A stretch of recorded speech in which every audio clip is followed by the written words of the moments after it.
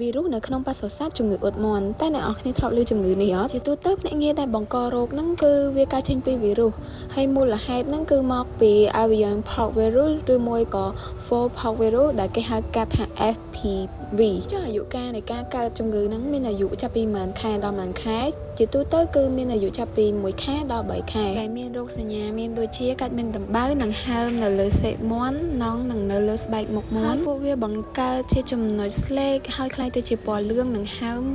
មុនពេលស្ងួតបង្កើតជាស្នាមខ្មៅក្រាស់ហើយការហើមនៅជុំវិញរន្ធច្រមុះអាចបណ្ដាលឲ្យហូរទឹករំអិលតាមច្រមុះផងដែរការហើមនៅលើត្របកភ្នែកនាំឲ្យងងឹតភ្នែកទៀតផងមួយវិញទៀតហ្នឹងគឺការហើមនៅក្នុងមាត់អាចបណ្ដាលឲ្យបាត់បង់ការឃ្លានចំណីនិងคล้ายទៅជាការ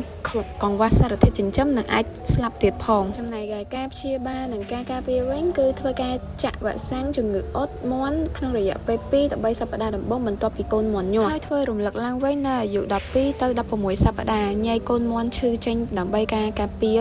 និងរីករាលដាលនៃជំងឺសម្អាតទ្រុងមាន់ឲ្យបានត្រឹមត្រូវកុំឲ្យភ្នាក់ងារចម្លងជំងឺចូលទៅក្នុងទ្រុងមាន់មានដូចជាចៃនិងមូសជាដើមហើយហាមចាក់វ៉ាក់សាំងក្នុងកំឡុងពេលកើតនិងបន្ទាប់ពីកើតជំងឺភ្លាមបើទោះបីជាគ្មានការព្យាបាលសម្រាប់ជំងឺអ៊ុតមាន់ក៏ត្រូវតែព្យាបាលជាមួយនឹងថ្នាំបេតាឌីនលាបការពារជំងឺឆ្លងផងដែរវីដេអូថ្ងៃនេះមានតែប៉ុណ្្នឹងទេបើសិនជាមានចម្ងល់អាចខមមិននៅខាងក្រោមបានអរគុណជម្រាបលាជួបគ្នានៅវីដេអូក្រោយ